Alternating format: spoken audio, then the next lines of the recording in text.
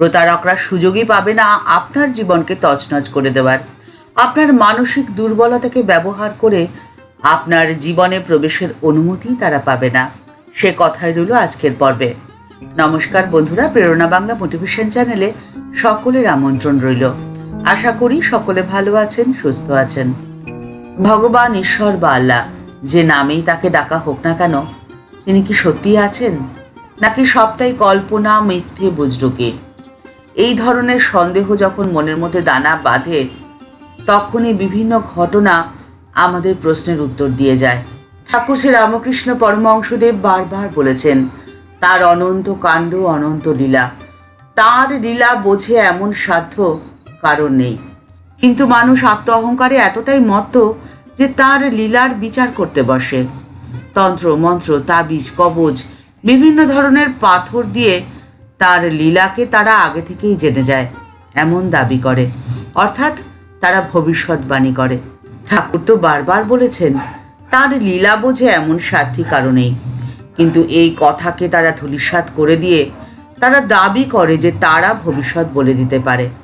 তাবিজ, কবজ, নানান রকমের পাথর দিয়ে যারা দাবি করেন যে তারা ভবিষ্যৎবাণী করতে পারেন, তাদের সেই দাবি যে কতটা মিথ্যে, কতটা প্রতারণা, তা চোখে আঙ্গুল দিয়ে দেখিয়ে দিচ্ছে পরপর বেশ কয়েকটি ঘটনা। যদি তাদের দাবি সত্যিই হতো, তাহলে বেড়াতে গিয়ে গুলিবিদ্ধ হতে হতো না পর্যটকদের। পৃথিবীর যে কোনো প্রান্তের যে কোনো একজন ভবিষ্যৎবাণী করতেই পারতেন যে 30 সেকেন্ডের মধ্যে তছনছ হয়ে যাবে মানুষের তৈরি সমস্ত সিকিউরিটি সিস্টেম। আগুনে ঝলসে যাবে বেশ কিছু জীবনদ্বীপ। মানুষের জীবন বাঁচানোর ব্রত নিয়ে জীবন শুরু করার আগেই শেষ হয়ে যাবে বেশ কিছু তরতাজা প্রাণ। কেন কেউ ঘোষণা করতে পারলেন না একথা? তাহলে তন্ত্র মন্ত্র, তাবিজ, কবজ, বিভিন্ন ধরনের পাথর, বিভিন্ন রঙের পাথরের কতটুকু ভূমিকা রয়েছে? সবটাই প্রতারণা নয় তো? ভেবে দেখার সময় হয়ে গেছে। আবার ঠিক তারই মাঝে একজন কি করে অক্ষত অবস্থায় থেকে যান। এক যাত্রায় পৃথক ফল, এ কোন মহাশক্তির খেলা। সারা বিশ্ব তো বিস্মিত হয়ে রয়েছে এই অত্যাশ্চর্য ঘটনায়। এই ঘটনা আমাদের এই বার্তাই দেয় যে তিনি ছিলেন, তিনি আছেন এবং তিনি থাকবেন। শুধু মনের এই বিশ্বাস যেন কোনোভাবে ভেঙে না যায়। বিশ্বাসে যখনই চিড় ধরে, তখনই মনের মধ্যে দুর্বলতা তৈরি হয়। আর সেই দুর্বলতার সুযোগ নিয়ে প্রতারকের দল আপনার জীবনকে ছত্রভঙ্গ করে দেয়।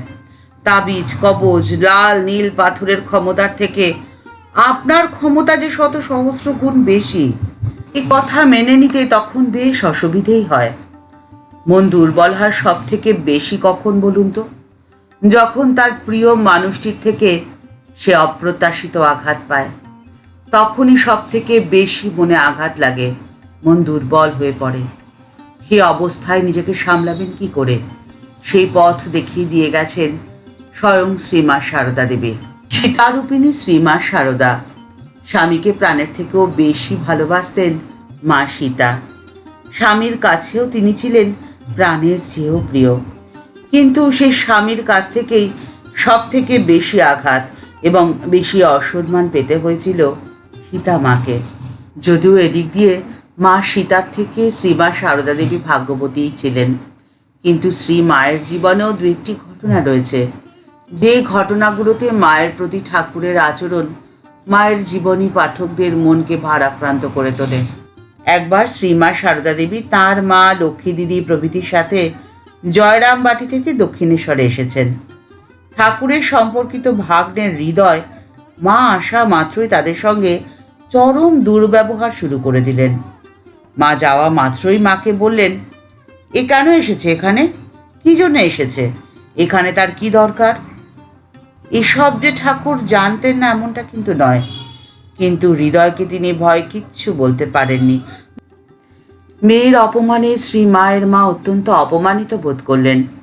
তিনি শ্রীমাকে বললেন, চল দেশে ফিরে যাই, এখানে কার কাছে কার ভরসায় তোমাকে রেখে যাব? সুতরাং দক্ষিণেশ্বর থেকে সেদিনই চলে যেতে হলো তাদেরকে। রামলাল দাদা পাড়ের নৌকো এনে দিলেন। শ্রীমা কাউকে কিচ্ছুটি না বলে নীরবে সবটা সহ্য করলেন। মর্মান্তিক বেদনা নিয়ে শ্রীমাকে সেবার দক্ষিণেশ্বর থেকে বিদায় নিতে হলো। শ্রীমা শুধুমাত্র ভবতারিণীর মন্দিরে গিয়ে মায়ের সামনে বললেন, মা আজ যাই, যদি কোনোদিনও অনাহত আসব। মায়ের জীবনী পাঠকারী প্রত্যেকেই জানেন যে শ্রীমা সারদা দেবী দক্ষিণেশ্বর মন্দিরে দীর্ঘ 10 বছর ছিলেন। ঠাকুরের সাথে 10 বছরের এই অভিজ্ঞতা শ্রীমা নিজে মুখে বহুবার বলেছেন। মা বলেছেন, হৃদয়ের মধ্যে তখন যেন আনন্দের পূর্ণ ঘট বসানো থাকত। আর এখানেই পরীক্ষা হয় বিশ্বাসের, ঠাকুরের উপরে বিশ্বাস এবং তার সাথে সাথে নিজের উপরে বিশ্বাস, যা ছিল মায়ের 100%। আর এই বিশ্বাসের জয় হবেই হবে। ভগবান আপনার বিশ্বাসের পরীক্ষা নেন নানানভাবে, তাই সন্দেহ নয়, সম্পূর্ণ বিশ্বাস এবং আত্মসমর্পণ, এটাই হলো ঈশ্বর লাভের, ঈশ্বর অনুভূতির আসল তত্ত্বকথা। ঠাকুর মা ও স্বামীজির চরণে প্রণাম জানিয়ে আজকের পর্ব এখানেই শেষ হলো। দেখা হচ্ছে পরের পর্বে। আজকের পর্বের উপস্থাপনা যদি ভালো লেগে থাকে তাহলে লাইক বাটনটি প্রেস করে দিতে ভুলবেন না। আর আপনার মতামতটি কমেন্টস বক্সের মধ্যে জানালে আমাদের ভালো লাগবে। আপনি যদি এই চ্যানেলে নতুন হয়ে থাকেন তাহলে চ্যানেলটিকে সাবস্ক্রাইব করে বেল বাটনটি ক্লিক করে দেওয়ার অনুরোধ রইল। তাহলে এই চ্যানেলে ভিডিও আপলোড হওয়ার সাথে সাথেই আপনার কাছে নোটিফিকেশনটি চলে যাবে। সবাই ভালো থাকবেন, সুস্থ থাকবেন। দেখা হচ্ছে পরের পর্বে। নমস্কার।